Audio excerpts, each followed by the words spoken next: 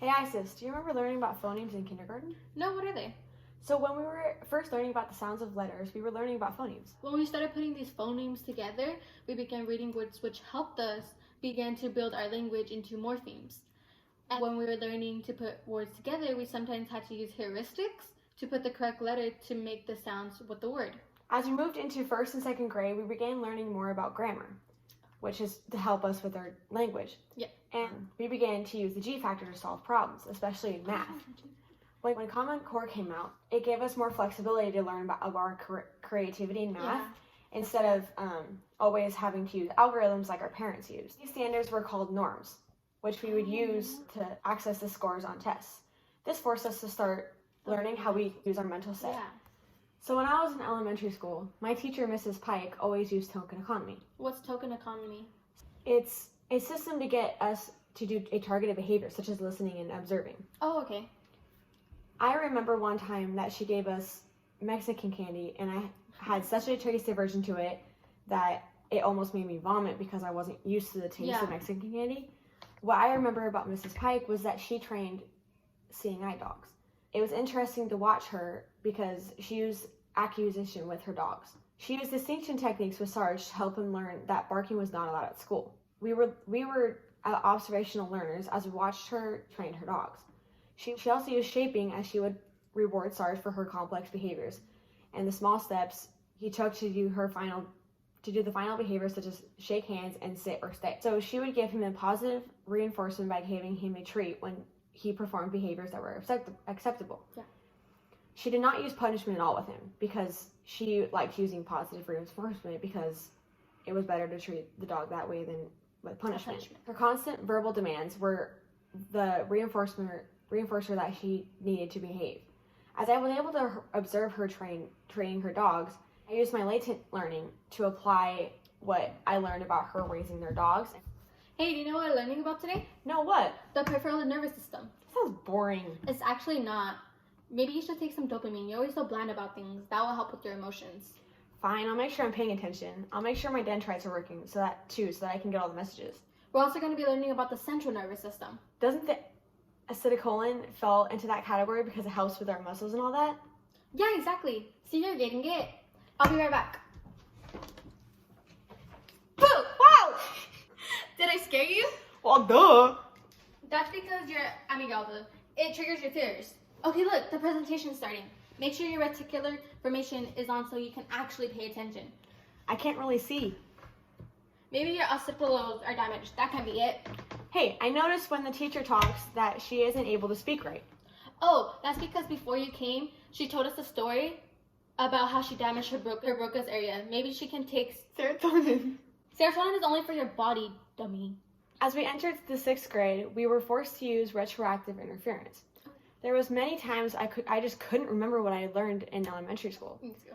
Since I already learned my multiplication facts, my semantic memory allowed me to remember problems dealing with multiplication. Yeah, I found that some teachers had a misinformation effect, which confused us by leading us in the wrong directions. Yeah.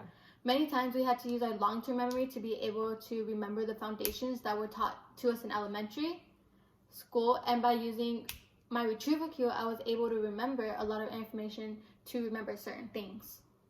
Yeah. Fractions were very difficult but I was able to recall the basics to help me be successful with many different difficult problems. Oh, yeah, me too.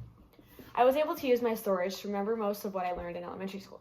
Thankfully, I was never in any situation where I had hit my head and had amnesia, where I forgot all that I learned. Yeah. Were you ever in class and were able to use a flashbulb memory to remember how you do multiplications of fractions? Yeah. So throughout my years in middle school, my semantic memory was able to help me to remember a lot of the things I might have not remembered in elementary school. I have had many memories of both my teachers' content that I learned in both middle school and elementary school. Now that our middle school years are over, we have to now worry about all the things that come with being a high schooler. As more and more days went by, my circadian rhythm was off because of my new sleep schedule.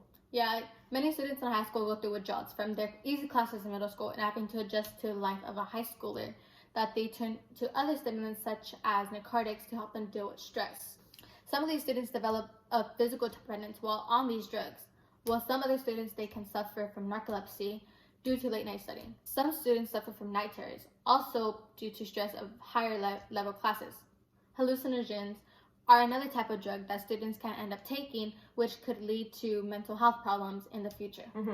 By taking any type of drug, students lack the ability to have proper consciousness during school, which gets in the way of good study habits. True. After a good night's sleep, a student's waking consciousness allows them the ability to have a successful day at school so that they can be prepared and ready to conquer that day. As we reach the age where we went to start learning how to drive and to be on the road, we have to consider many things. Yeah, I just took my driver's test, and of course I failed because I didn't know many things that were on there. Like, I didn't know the cocktail party effect allows us to have no distractions. Oh, and if you didn't know this either, depth perception is so useful to us, and we have to have it all the time, because if we don't, we would only be seeing one way. Yeah. You know, one time I was on the freeway and there was this truck and it looked about the same size as my truck. But as I got closer to it, it was so massive. That's because the size consistency always tricks us to think that everything is the same size when it's all far away. Hey, since you recently took your test, can you tell me why my blind spot is always so blurred? I literally can't see anything. That's because your closure. It makes you see things that are complete, but in reality, they aren't complete, which is almost like proximity. Oh, that makes sense. But you know what else is important when driving? Our health. On the road, we always want to make sure that we have a bottom-up processing, so we have complete perception of what we are doing. Don't you mean top-down processing? No, but that too. It allows us to see what we already know from the past experiences. Your vestibular sense is very close to being more important than anything else. Oh, you mean like habitation? Yeah, exactly like that.